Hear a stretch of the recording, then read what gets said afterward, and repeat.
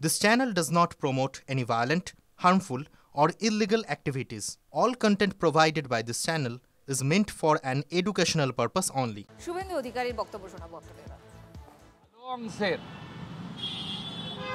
ERO বা এইআরওরা video পর্যায়ে তারা এই ঘটনাটা ঘটিয়েছেন এবং এখানকার অবজারভাররা যাওয়ার পরে কিছুটা নিয়ন্ত্রিত হয়েছে বলে ডেথ শিফটিং ভোটারদের সংখ্যাটা দ্রুত বেড়েছে।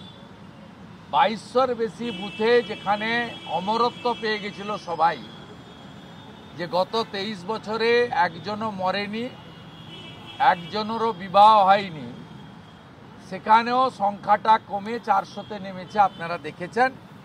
এই সন্দেহজনক বিষয়বস্তু নিয়ে আমরা সিওতে ওখানে দিয়েছিলাম। আমি তার ফলো আপে এখানে অন্যতম ইলেকশন কমিশনার মিস্টার যোশীর সঙ্গে মিট করে 5টার সময় অ্যাপয়েন্টমেন্ট দিয়েছিলেন। পার্টির নির্দেশে আমি তার সঙ্গে মিট করে বলেছি এবং আমাদের ওখানেও যেটা আমরা বলেছিলাম যে 14ই ডিসেম্বরের পরে যে হিয়ারিংগুলো হবে সেই হিয়ারিংয়ে লাইভ ওয়েবকাস্টিং সিসিটিভি এবং যে এইআরওরা এই ধরনের কাজে বাধ্য হলেন বা উৎসাহিত করলেন, বিএলওদের কাছ থেকে ওটিপি নিয়ে তাদেরকে বিশ্বাস করা যাবে না পুরোটাই।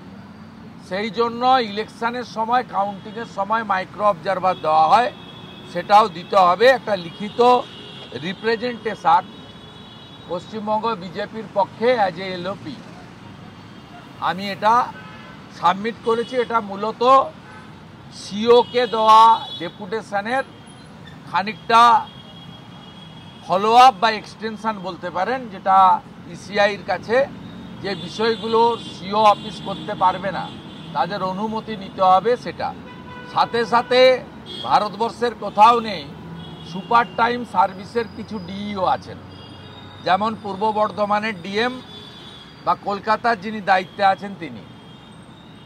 এক্ষেত্রেও এক্সেপশন, এ বিষয়ে ইলেকশন কমিশনের হস্তক্ষেপ করা উচিত।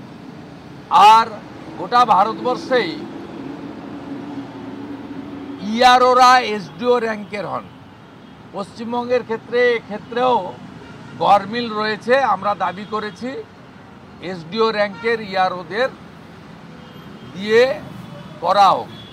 আর একটা কথা বলে আমি শেষ করেছি, সেটা হলো ইলেকশন কমিশন অফিসে সব রাজনৈতিক দল আসবে যাবে।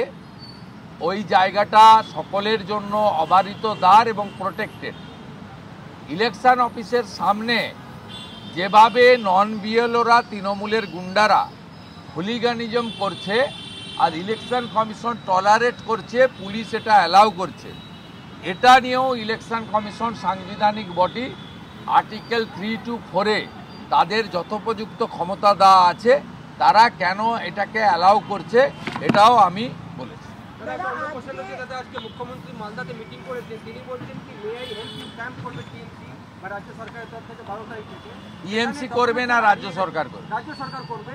এই ডকুমেন্ট হারিয়ে গেছে, সেই ডকুমেন্টগুলো বাংলাদেশি অবৈধ মুসলমান অনুপ্রবেশকারীকে আপনি কি ডকুমেন্ট দেবেন? আমরা আগেই বলেছি বার্থ সার্টিফিকেট 24 জুন 2025 যেদিন দেশে এসআইআর শুরু হয় বিহার দিয়ে, তারপরে যে বার্থ সার্টিফিকেট ব্যাকডেটে দেওয়া হচ্ছে এটা অ্যালাউ করা যাবে না শুনানির সময়। আর কি দিতে পারেন আপনি? আপনার আধার কার্ড আর রেশন কার্ড, এটা তো অনেকেই জানে টাকার বিনিময়ে তৈরি হয়েছে। বাংলাদেশি মুসলিম অবৈধ অনুপ্রবেশকারীদের উনি জামাই আদর করে রাখেন, ওনার ভোট ব্যাংক। আর গুজরাট, উত্তরপ্রদেশ, বিহার, আসামের, উড়িষ্যার লোককে তিনি বলেন বাহারি, বাইরের লোক। অতএব উনার হেল্প ডেস্ক সরকার থেকে করতে পারেন, যে সেক্ষেত্রে যদি 2 নম্বরই করেন, সার্টিফিকেটে নথিতে সই যে বিডিও, এসডিও, ডিএমরা করবেন, তারা যদি বিপদে পড়েন, মমতা ব্যানার্জি তার কোম্পানি কিন্তু বাঁচাতে পারবে না, বাঁচাবে না। এটা বহুবার প্রমাণিত হয়েছে।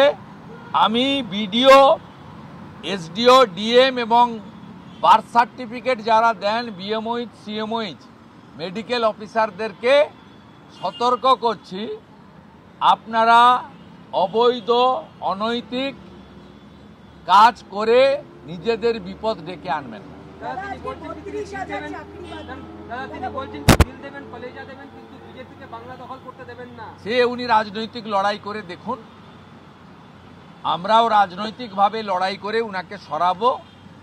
দয়া করে এসআইআরকে এনআরসি বলবেন না, অ্যাক্সিডেন্টে মৃত্যুকে এসআইআর এর সঙ্গে তুলনা করবেন না, অবসরপ্রাপ্ত আইএএস অফিসার সুব্রত গুপ্তকে ধমকাবেন না, সিও মনোজ আগরওয়াল বা সিইসি জ্ঞানেশ কুমারের পিতৃ পরিচয় তুলে গালাগালি করবেন না। আপনি দয়া করে আপনার ভাষা এবং মুখকে সংযত করুন। দাদা, আজকে ৩২,০০০ চাকরি বাতিলের যে রায় সেটা খারিজ হয়েছে, কি বলবেন সেটা নিয়ে? সিঙ্গেল বেঞ্চের রায় ছিল তথ্য এবং ডকুমেন্টের উপরে, ডিভিশন বেঞ্চের রায় হয়েছে ৩২,০০০ শিক্ষক শিক্ষিকা তার পরিবারের কথা ভেবে। অতএব একই ক্ষেত্রে এসএসসির ক্ষেত্রে পদ্ধতি দেখানো হয়েছে, প্রাইমারির ক্ষেত্রে তাদের পরিবারের কথা, ৯ বছর চাকরি করেছে এই কথা দেখানো হয়েছে। একইভাবে জুডিশিয়ারির এক একটা বেঞ্চ, এক একজন বিচারপতি এক একভাবে ব্যাখ্যা করেছেন। কিন্তু আমি মনে করি জুডিশিয়ারিতে সবসময় ডকুমেন্ট এবং তথ্যের উপরে হওয়া উচিত।